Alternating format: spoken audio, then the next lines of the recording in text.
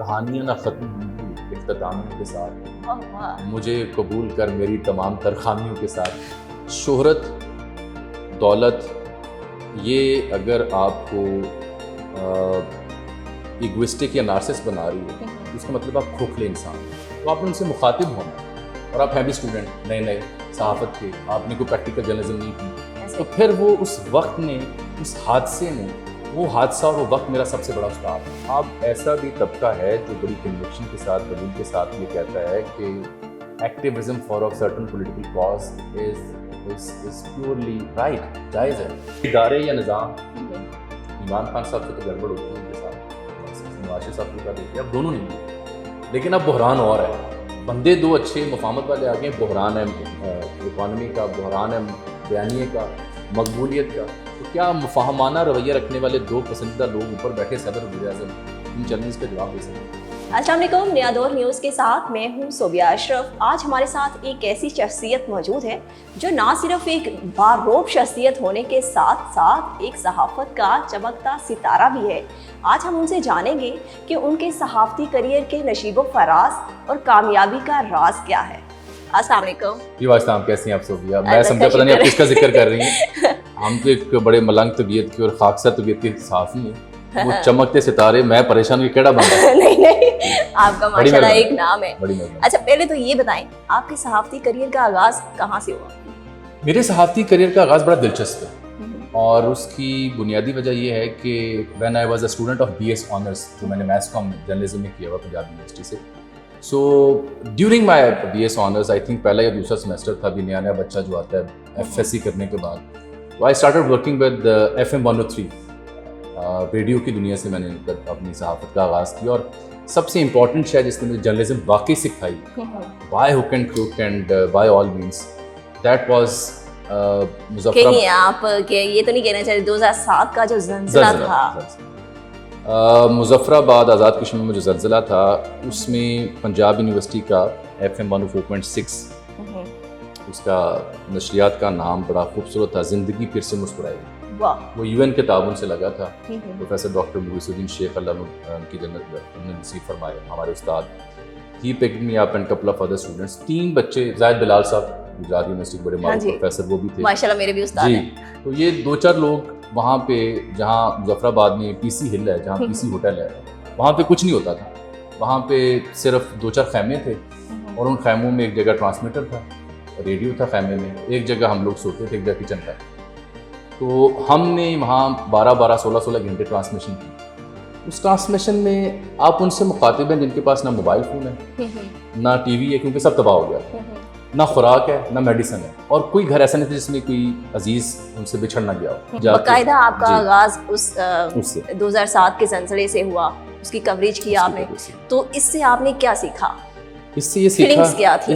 ایک تو سب سے پہلی بات یہ ہے کہ وہاں آپ جس بھی گھر یا جس محلے میں جاتے تھے تو وہاں صرف آنسو، سب سے مشکل جو کام ہے وہ ایک صدمے سے 2-4 کمیونٹی سے مخاطب ہونا، اور ان کو اس صدمے سے نکالنا، تکلیف سے نکالنا، اور آپ نے یہ بھی بتانا ہے کہ دوائیاں کہاں سے ملیں گی، آپ نے یہ بھی بتانا ہے کہ خیمہ بستی کہاں پہ ہے، آپ نے یہ بھی بتانا ہے فوڈ کہاں سے ملے گا، آپ نے یہ بھی بتانا ہے کہ آپ کے لیے گورنمنٹ یا انٹرنیشنل کمیونٹی کیا کر رہی ہے، آپ نے جو لوگ پورے پاکستان سے آ رہے ہیں ان کے لیے امداد لے کے ان کو بھی گائیڈ کرنا ہے کہ فلاں جگہ لوگ ہیں جن کو آپ کی ضرورت ہے، کیونکہ ٹی وی بوسٹر تو تباہ ہو گیا تھا، ریڈیو بھی نہیں تھا، صرف ہمارا ریڈیو تھا جو پہلے 3-6 ماہ کام وہاں کرتا تھا، تو آپ نے ان سے مخاطب ہونا ہے، اور آپ ہیں بھی اسٹوڈنٹ نئے صحافت کے، آپ نے کوئی پریکٹیکل جرنلزم نہیں کی، تو پھر وہ اس وقت نے، اس حادثے نے، وہ حادثہ اور وہ وقت میرا سب سے بڑا استاد ہے، کیونکہ ذریعے آپ آواز کے ذریعے تو لوگوں کی دلوں میں اتر گئے، پھر یہ اسکرین پہ کیسے آئے؟ الیکٹرانک میڈیا اسی کی کنٹینیوٹی ہے، کیونکہ اس کے بعد میں FM 103 میں کام کرتا تھا نیوز کے شعبے میں، اور پروگرام بھی کرتے تھے ہم وہاں پہ، ٹاک شوز بھی، تو وہاں سے آن ورڈ پھر میری جرنی شروع ہوتی ہے ایکسپریس نیوز میں۔ I was a reporter basically, اور رپورٹنگ میں نے اس دور میں پاکستان مسلم لیگ کاف کور کی، اور اسپورٹس کی رپورٹر تھا میں بنیادی طور پر، تو میری جو ایکسپریس ٹی وی میں ہائرنگ تھی وہ ایز رپورٹر ہوئی، میں وہاں رپورٹر کے طور پر ہائر ہوا تھا، تو رپورٹر کو پھر انہوں نے نیوز اینکر بنایا، اور ساتھ رپورٹنگ کی ذمہ داری بھی۔ رپورٹنگ میں آپ کون سی بیٹ کرتے؟ مجھے تب ایکسپریس میں بعد میں اسپیشل کورسپونڈنٹ کے طور پر ڈیل کیا گیا، جیسے کوئی بڑا جلسہ آ جائے، کوئی بڑا ایونٹ آ جائے۔ مجیب الرحمان شامی صاحب کے ساتھ آپ نے ایک لمبا عرصہ کام کیا، وہاں سے آپ کو بہت زیادہ پہچان بھی ملی, نام بھی بہت زیادہ بنا. تو وہاں سے جب آپ نے چھوڑنے کے بعد شامی صاحب آپ کو بڑے مان کے ساتھ واپس لے کے گئے, تو پھر دوبارہ آپ نے کیوں چھوڑ دیا؟ اور جو میری معلومات ہے اس کے مطابق آپ کے 1-2 چکر لگے شامی صاحب کے ساتھ اسلام آباد کے, وہ کیا واقعہ تھا؟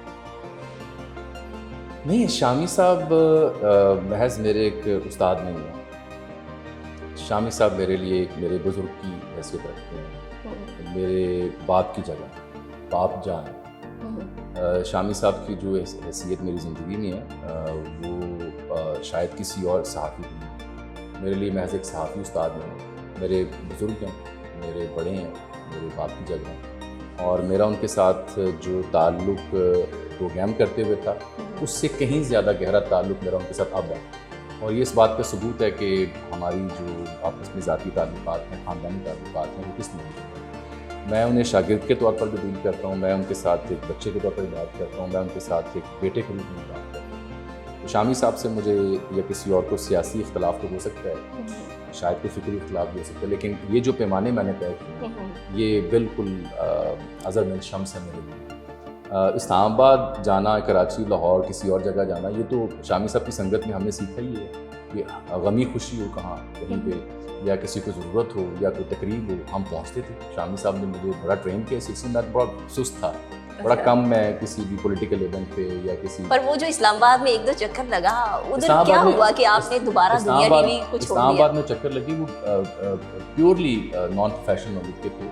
ایک آدھے ایونٹس تھے, وہاں ہم اکٹھے چلے گئے. شامی صاحب اور میں نے, ہمارا پلان تھا تو ہم چلے گئے وہاں پہ. تو ان کی بڑی محبت, بڑی شفقت, انہوں نے کہا واپس تشریف لے. میں ان کی کہنے پہ واپس گیا, لیکن واپس جاتے ہی میں نے ان سے عرض کیا کہ سر وہ نہیں ہو پا رہا, جو لطف تھا یا جو ایک پہلو تھا وہ اس طرح سے نہیں ہے. آپ اگر اجازت دیں تو میں اپنے کریئر کو ذرا اپنے طور پر چلانا چاہ رہا ہوں, سولو فلائٹ لینا چاہ رہا ہوں. کیونکہ دیکھیں بنیادی وجہ صرف ایک ہے کہ سوشل میڈیا کا یہ دور ہے, ریسٹرینٹس میں نہیں رہ سکتے, آپ کو آگے چلنا ہوتا ہے. تو ان کی شفقت, اجازت اور محبت سے ان کو یہ بات مجھے خدمت پیش کی. آبویسلی کیونکہ مجھ سے بہت پیار کرتے ہیں, اپنے بچوں کی طرح کرتے ہیں, ان کے لیے بھی مشکل تھا کہ اب مجھے اپنی سولو فلائٹ لینی چاہیے, اپنا پروگرام کرنا چاہیے, اور سوشل میڈیا کے اوپر مجھے جانا چاہیے, جو میں نہیں جا پا رہا تھا. پھر اب دیگر ٹاک شوز میں بھی جانا شروع کیا جو کہ وہاں کی پالیسی کے مطابق اجازت نہیں, یعنی آپ نے بیریئر توڑا. اچھا, دوسرا یہ بتائیں کہ اور یوٹیوب چینل بھی شروع کیا. یوٹیوب چینل بھی شروع کر لے, جو کبھی نہیں کیا تھا, اجمل جامی آفیشیل. اگر آپ گوگل کریں گے اجمل جامی یوٹیوب چینل تو آپ کو مل جائے گا. وہاں پہ آپ کو چورن چٹنی اور مسالے کے علاوہ خبر ملے گی. اچھا, چورن چٹنی کی آپ نے بات کی. سوشل میڈیا کا کیونکہ دور ہے, مگر سوشل میڈیا پہ 90% جھوٹ ہے اور بہت کم لوگ ہیں جو سچ بولتے ہیں. 10% سچ تلاش کرنے کے لیے 2-3 گھنٹے صرف کرنے پڑتے ہیں. تو یہ جھوٹ کا خاتمہ کیسے ہو سکتا ہے؟ یہ ایک مشکل سفر ہے. اس کی وجہ یہ ہے کہ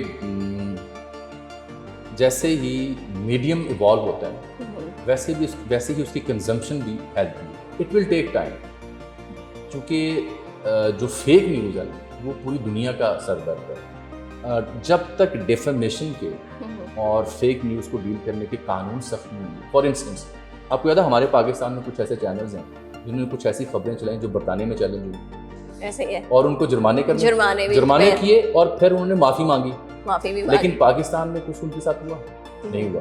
تو جب تک آپ ڈیفیمیشن لاس کو اسٹرانگ نہیں کریں گے اور سوشل میڈیا ریگولیٹ کرنے کے لیے اقدامات نہیں اٹھائیں گے, تب تک آپ اس کا حل نہیں ڈھونڈ سکتے پوری دنیا کے سر پر. اچھا, آپ نے اپنے چینل کا تو بتا دیا, یوٹیوب چینل کا, مگر اگر کوئی عام شہری سچ دیکھنا چاہتا ہے, سچی نیوز دیکھنا چاہتا ہے, تو وہ کن یوٹیوبرز کو سنیں؟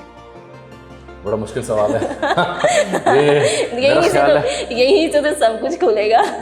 یہ بہت مشکل سوال ہے. یہ اس لیے مشکل سوال ہے کہ یوٹیوب کے ڈائنامکس اور سوشل میڈیا کے ڈائنامکس تلخ بات ہے. وہ جو بندہ ریونیو ارن کر رہا ہوتا ہے نا, وہ پھر سچ اور جھوٹ کی تفریق بھول کے ہر وہ جملہ, ہر وہ بات کہے گا جس سے ریونیو اور آئے. اس کے لیے سچ اور جھوٹ کی صحافت کرنا پیچھے رہ جائے گا. دیکھو, اگر سرخی سے یا اس تھامنیل سے پیسے آ رہے ہیں تو بھاڑ میں کی صحافت بھائی. اسی لیے میں کہہ رہا ہوں کہ آپ کو سوشل میڈیا کا بھی ریگولیٹ کرنا پڑے گا. اس کے لیے ضروری پتہ کیا ہے؟ یہ حبیب اکرم صاحب ایک آئیڈیا لے کے آ رہے ہیں, نئی ڈیجیٹل ایسوسیشن شاید بنائیں گے. اچھا. اس میں 5 رکنی پینل ہونا چاہیے سینئر ترین صحافیوں کا, جو یوٹیوب اور سوشل میڈیا سمجھتے ہیں, جو پڑھے لکھے ہوں, جن کے پاس سوشل میڈیا کی ڈگریز ہوں, جو پڑھے لکھے ہوں, سوشل میڈیا کی ڈائنامک سمجھتے ہیں. وہ طے کریں, پینل بن جائے. اگر مثال کے طور پر آپ یوٹیوبر ہیں اور آپ نے کوئی ڈیفیمیشن کی ہے یا فیک نیوز کی ہے, اس پہ عام شہری کو بندہ کہہ دیے غلط خبر ہے, تو وہ آپ کا ویلاگ ان کی خدمت میں جائے, وہ اس کو ایویلویٹ کریں کہ ہاں یہ سچ ہے. اس کے مطابق جب وہ فیصلے کریں گے تو پھر لوگوں کے لیے بہت آسان ہو جائے گا. فلاں بندہ 10 دفعہ جھوٹا قرار پاتا ہے, فلاں بندہ دیتے ہی فیک نیوز. لیکن جب تک آپ من مرضی کی خبر سننے کی عادت سے جان نہیں چھڑائیں گے, تب تک آپ کو یہ چورن چٹنی بکتا رہے گا. بیچنے والے بھی شرم نہیں کریں گے اور سننے والے بھی کہیں گے یہ مجھے مزہ آ رہا ہے. صحافی ایک پروپیگنڈا ٹول کیوں بن رہے ہیں, خاص طور پہ پراپرٹی ڈیلرز کے لیے اور مختلف جو اثر و رسوخ والے لوگ ہیں ان کے لیے, کیا وجہ ہے؟ اب ایسا بھی طبقہ ہے جو بڑی کنوکشن کے ساتھ, دلیل کے ساتھ یہ کہتا ہے کہ activism for a certain political cause is purely right, جائز ہے, بالکل جائز ہے. جیسے اگر کوئی نون لیگ کا بہت بڑا سپورٹر یوٹیوبر ہے تو وہ سمجھتا ہے کہ میں حق کی بات کر رہا ہوں. پی ٹی آئی کے لیے جو بولتے ہیں وہ سمجھتے ہیں ہم حق کی بات کر رہے ہیں. یہی فینومینا باقی جگہوں پہ چلا جاتا ہے کہ وہ ٹول کے طور پر یوز ہوتے ہیں. اب وہ فرق رکھنے والے لوگ کہ جناب نہیں یہ صحافی اطلاعات کی منافی باتیں ہیں, وہ اظہر عباس, مظہر عباس جیسے لوگ, وہ منہاج برما جیسے لوگ, وہ اب نہیں رہے, نہ رہیں گے. اب چونکہ دوڑ ہے کلک کی, ڈالر کی, اس بیچ میں آپ ایکٹیوسٹ بن جائیں, جہادی بن جائیں ایکٹیویزم کے نام پر, یا کسی کا ٹول بن جائیں, فرق نہیں رہا. یہ بتائیں کہ مریم نواز کی سرپرستی میں ایز اے وزیر اعلیٰ پنجاب کیسا چل رہا ہے؟ میرا خیال ہے بہت بڑا چیلنج ہے ان کے لیے, کیونکہ یہاں اس صوبے میں جناب شہباز شریف صاحب کے حالیہ 10 برس گزرے ہیں, اس صوبے میں چوری پریلا کے 5 برس کے زمانے میں گزرے ہیں. یہ سب سے بڑا صوبہ ہے پاکستان کو, پاکستان کے لیے بہت امپورٹنٹ ہے. یہاں کے ڈائنامکس پی ٹی آئی کی مقبولیت کے ہنگام بدل چکے ہیں. پنجاب جو نون لیگ کا گڑھ تھا اب وہ نون لیگ کا گڑھ نہیں ہے. اب یہاں پی ٹی آئی مقبول ترین جماعتوں میں سے ایک جماعت ہے. تو ان کے لیے نہ صرف بیانیے کی دوڑ میں اپنے آپ کو کہیں کھڑا کرنا ہے, بلکہ ان کے لیے پرفارمنس دینا دوسرا سب سے بڑا مسئلہ ہے. تیسرا جو ان کے انکل شہباز شریف صاحب کا خاصہ تھا, جو ان کی گرفت تھی, اس کو نبھانا ہے. اور چوتھا نواز شریف صاحب نہ وزیر اعظم ہے نہ وزیر اعلیٰ ہیں, ان کی میراث کو لے کے وہ چاہتے ہیں. 4-5 ایسے بڑے چیلنجز ہیں جو ان کے لیے سب سے مختلف اور نئے ہیں, جو اس سے پہلے کسی وزیر اعلیٰ کے لیے نہیں تھے. پنجاب کابینہ کو کیسے دیکھتے ہیں آپ؟ آئی تھنک دستیاب کابینہ میں یہی ہو سکتا تھا, اور کیا کرتے ہیں, نون لیگ ایسے ہی کرتی ہے. پنجاب کابینہ کو آپ دستیاب کابینہ کہہ رہے ہیں؟ دستیاب کابینہ یہی ہے نا جو ان کے پاس. اور مریم اورنگزیب صاحبہ دیکھیں نا, 1 سے زائد محکمہ ماشاء اللہ سنبھالیں, امید ہے کوئی چمتکار کریں گی. میرا خیال ہے کہ ابھی تو ان کی توجہ مجھے لگ رہی ہے آپٹکس پہ زیادہ توجہ لگ رہی ہے. تو آپٹکس کتنا عرصہ پیٹ بھرتے ہیں عوام کا بھی اور ویورز کا بھی اور ناظرین کا بھی ایک اہم سوال ہوگا. سب سے بڑا ایسے ایشو پرفارمنس ہوگا. ٹی وی چھوڑنے سے پہلے آپ نے ایک خبر دی تھی کہ وزیر اعلیٰ پنجاب شہباز شریف ہوں گے, تو اس خبر کا کیا بنا؟ وہ تو اب پرائم منسٹر بن گئے. نہیں, بالکل نہیں تھی, مجھے یاد ہے. اور اس کا میں نے سیاق و سباق بھی بتایا تھا کہ پہلے اس کی میرے پاس ثبوت تھا. ثبوت یہ تھا کہ انہوں نے یہاں پہ ماڈل ٹاؤن میں جو ان کی پرانی پنجاب کی سیٹ اپ کے لوگ تھے, ان کو بلا کر کے جی پنجاب ہم سنبھالنے جا رہے ہیں تو ریڈی ہو گئے. وہاں بیٹھے 1-2 لوگوں نے مجھے بتایا کہ پنجاب کی تیاری شہباز صاحب کا وہ ذمہ دار جو تھے ان کے کلوز ایڈ تھے, اس لیے میں نے وہ خبر دی. لیکن وہ جو میاں جاوید لطیف ہوں یا دیگروں جو کہتے ہیں نا ساڑھے 9 ہاتھ ہو گیا, جب وہ ڈائنامکس بدلے اور وہ اشاریے وہ ٹارگیٹ اچیو نہیں ہوئے جس بنیاد پہ شہباز صاحب پنجاب میں آنا چاہ رہے تھے اور خواب تھا کہ نواز شریف صاحب کو اپنی بات گورنمنٹ بن گئی, جب وہ پورے نہیں ہوئے تو they had no other option, کیونکہ سسٹم کو بھی یہ بڑا سوٹ کر رہا تھا کہ شہباز صاحب ہیں. شہباز صاحب وہ واحد شخص ہیں جو سسٹم کو ہمیشہ قابل قبول رہے ہیں, کیونکہ سسٹم کے ساتھ ان کا جو مفاہمانہ رویہ ہے وہ مثالی ہے. ان سے آگے اب 2 ایسے لوگ بیٹھے ہیں سسٹم کے اندر, زرداری صاحب اور شہباز صاحب. مفاہمت اینڈ ادارے یا نظام, عمران خان صاحب سے تو گڑبڑ ہوتی ہے ان کے ساتھ, نواز شریف صاحب کے ساتھ ہوتی ہے, اب دونوں نہیں ہوئی. لیکن اب بحران اور ہے بندے دو اچھے مفاہمت والے آ گئے، بحران ہے اکانومی کا، بحران ہے بیانیے کا، مقبولیت کا، تو کیا مفاہمانہ رویہ رکھنے والے دو پسندیدہ لوگ اوپر بیٹھے صدر وزیر اعظم ان چیلنجز کا جواب دے سکتے ہیں؟ گزشتہ دنوں آپ نے ایک اور خبر دی، آپ نے کہا کہ خاتون صدر ہوں گی، وہ خبر کا کیا بنا؟ بحث ہو گئی؟ نہیں، وہ میں نے اور محمد مالک صاحب نے دی ٹرانسمیشن میں، جو ہماری الیکشن ٹرانسمیشن تھی، اور میں اس کا سیاق سے بات بتا دیتا ہوں۔ میرا جملہ تھا کہ غور کیا جا رہا ہے کہ پہلی بار ایک خاتون شاید صدر، آپ نے میری میں نے ذکر کیا غور کیا جا رہا ہے کہ شاید ایک خاتون صدر، یہ محمد مالک صاحب کی خبر تھی، اور اس کی میں نے اسے سیکنڈ کیا تھا، محمد مالک صاحب کی خبر۔ لیکن آپ میری وہ خبر کی بات بھی کریں جو درست ہوئی، میں نے کہا سرفراز بگٹی سی ایم بلوچستان ہوں گے، میں نے اب سے عرض کیا بگٹی کابینہ چھوڑ کے پیپلز پارٹی جوائن کر رہے ہیں، ٹھیک ہے۔ اب اگلی خبر انوار اللہ کاکڑ صاحب کے بارے میں تھی کہ وہ سسٹم سے نکل کے فارغ نہیں ہوں گے، بلکہ جلد انہیں سسٹم سینٹ میں ایڈجسٹ کرے گا، جو کہ ہو رہے ہیں۔ وفاق کے بارے میں بتائیں کہ سی ایم تو نہیں بنے، وہ شہباز شریف پی ایم بن گئے ہیں، تو کیسے لے کے چلیں گے، اور آپ کو کہاں تک یہ گورنمنٹ چلتی نظر آ رہی ہے؟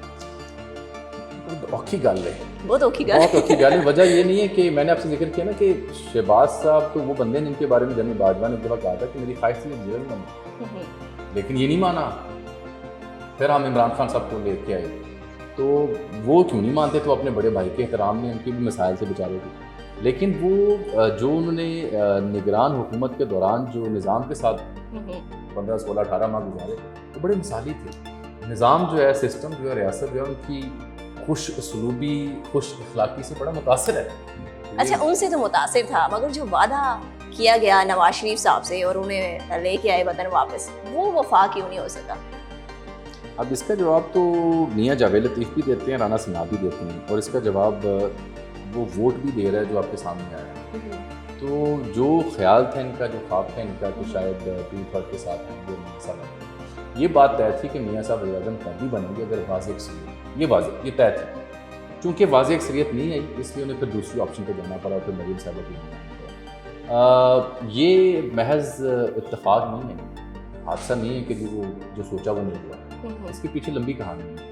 کیونکہ جب یہ سوچ کے لایا گیا انہیں، تو ہم تب بھی اپنی گفتگو میں کہتے تھے کہ حضور کیا آپ وہ بیانیہ عوام کو دے سکیں؟ 15-18 دن کی 25 دن کی کیمپین ہے ان کی، 5-6 نواز شریف صاحب کے جلسے ہیں، کتنے انٹرویوز دیے نواز شریف صاحب نے؟ کتنے انٹرویوز دیے محترمہ مریم نے؟ 4-5 انٹرویو آخر میں شہباز شریف صاحب نے دیے۔ ایک بندہ جو اندر رکھا ہوا ہے، ٹھیک ہے، ایک بندہ جس کے رہنما بھی روپوش ہیں، وہ اس سب کے باوجود، مختلف سمبلس کے باوجود جیت رہا ہے۔ اس کا مطلب یہ ہے کہ حضور وہ جو نیریٹو ہے، جو ریچ ہے عوام تک، وہ آپ کی نہیں تھی، اس لیے آپ کو سیٹ بیک ہوا ہے۔ جس کی تھی وہ کھمبے کے ساتھ بھی نہیں تھا۔ تو جب تک یہ دو بڑی پارٹیاں اور سسٹم کو اس کی سمجھ نہیں آئے گی، تب تک یہ اس کا حل شاہد افریدی یا جناب قاسم علی شاہ صاحب یا اجمل جامی یا صوبیہ صاحبہ سے نہیں نکال سکتے۔ اچھا، اطلاعات ہیں کہ اجمل جامی آئے روز جو ہے چکر لگاتے ہیں، بھاگتے ہوئے جاتے ہیں اسلام آباد، کیا قربت ہے، کیا رشتہ ہے اسلام آباد کے ساتھ؟ اسلام آباد چونکہ قومی اسمبلی ہے، سینٹ ہے، اسلام آباد چونکہ طاقت کا مرکز ہے، ہر وہ صحافی جو اسلام آباد میں نہیں رہتا، اس کے لیے بڑی مجبوری ہو جاتی ہے کہ اس نے مہینے میں ایک دفعہ ضرور جانا ہے، تاکہ وہاں جا کے سینئر جرنلسٹ سے ملے، وہاں جا کے وزراء سے ملے۔ جب تک آپ ایوان میں نہیں جاتے، وزراء کے ہاں سے نہیں جاتے، بیوروکریسی سے نہیں ملتے، ایمبیسڈرز ہیں وہاں پہ ان سے نہیں ملتے، تب تک آپ ادھر بیٹھ کے مطلب طوبہ کے چھولے کھانے سے یا شیفا کا قیمہ کھانے سے خبر نہیں ملے گی نا۔ تو صحافی وہ جس کو نکلنا پڑتا ہے، یعنی آپ خبریں ڈھونڈنے جاتے ہیں۔ بالکل بالکل، آپ کو you have to step out. Ajmal Jami کی شخصیت میں اور اٹھنے بیٹھنے میں شعر و شاعری کے ساتھ بڑا گہرا تعلق نظر آتا ہے۔ کس کے عشق میں گرفتار ہوئے تھے کہ اس کے بعد شعر و شاعری کے ساتھ اتنا گہرا لگاؤ ہو گیا؟ بڑا عجب سوال ہے۔ سب سے پہلی بات، میں شاعر نہیں ہوں، لیکن شاعر و شاعری کرتے ہیں۔ میں نے زندگی میں آج تک شعر نہیں کہا اور نہ یہ گستاخی کر سکتا ہوں۔ ہاں، علم سے، ادب سے رغبت ہونا ایک فطری معاملہ ہے، جو ادب سے، آرٹ سے، موسیقی سے رغبت ایک فطری معاملہ ہے۔ آوازیں پرندوں کی، آوازیں درختوں کی، آوازیں دریا کے بہنے کی فطرت میں ہے، انہی آوازوں سے اگر سر کشید کیے جائیں تو فطری معاملہ ہے۔ اسی طرح اگر شعر کہا جا رہا ہے تو شعر تو صدمے سے کہا جا رہا ہے۔ مگر جو ملنگ شخصیت ایک انسان کی شخصیت سے ابھرتی ہے، اکثر جو صحافی ہیں ان کی ایسی شخصیت نہیں۔ شہرت، دولت، یہ اگر آپ کو ایگوسٹک یا نارسسٹ بنا رہی ہے، اس کا مطلب آپ کھوکھلے انسان ہیں، یہ جملہ یاد ہے۔ ہاں جو آپ نے فقیر و ملنگ کا لفظ یوز کیا، بالکل میرا روحانیت میں شغف ہے. صوفیہ اکرام کو پڑھنا مجھے بہت پسند ہے، صوفیہ اکرام کے کلام کو سمجھنا مجھے بہت پسند ہے. اس کی جھلک شاید شخصیت میں آتی ہے جو میرے لیے باعث سعادت ہے، بہت عاجز نہیں کرتی. اچھا جو آپ کے ساتھ تعلیمی دور میں تھے آپ کے دوست وغیرہ، وہ کہتے ہیں کہ اجمل جامی کے لمبے لمبے بال ہوتے تھے، وہ کہاں گئے ہیں؟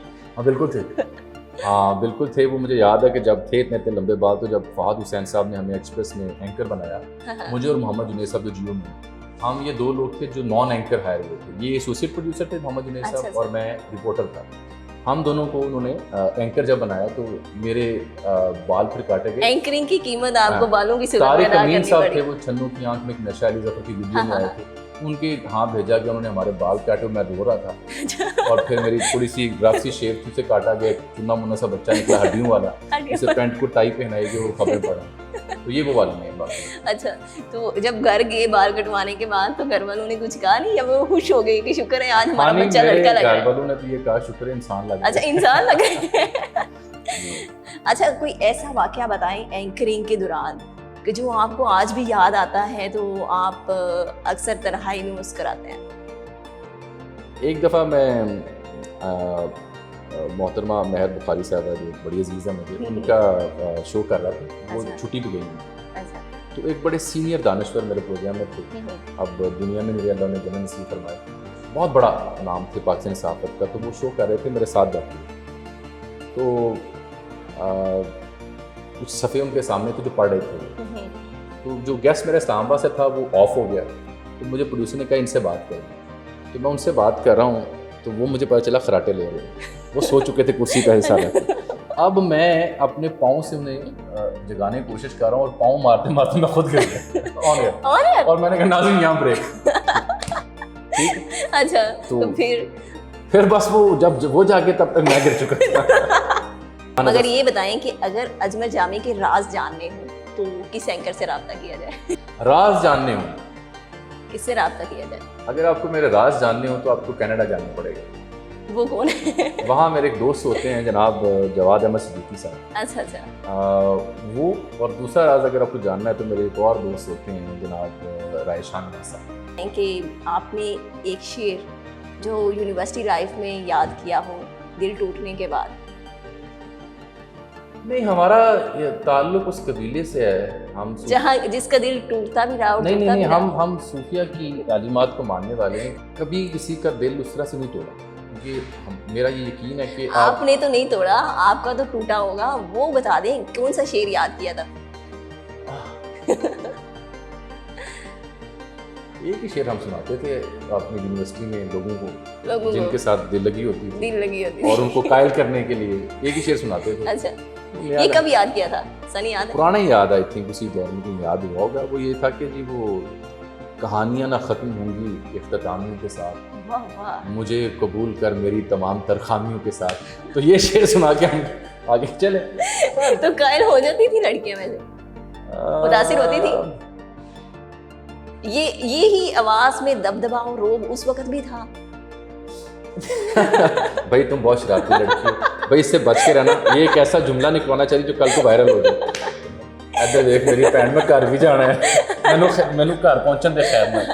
نہیں، یہ سب زندگی کا حصہ ہے، چلتا رہا. دل بھی ٹوٹتے رہے لیکن چلے دبے الفاظ نے آپ نے کچھ تو بتا دیا. اتنے کافی ہے. تھینک یو سو مچ اجمل جامی صاحب کہ آپ نے ٹائم دیا. آئی ہوپ سو کہ آپ کا بھی اچھا ٹائم رہا ہوگا. جی اس کے ساتھ مجھے اجازت ہے. اللہ حافظ. بہت شکریہ.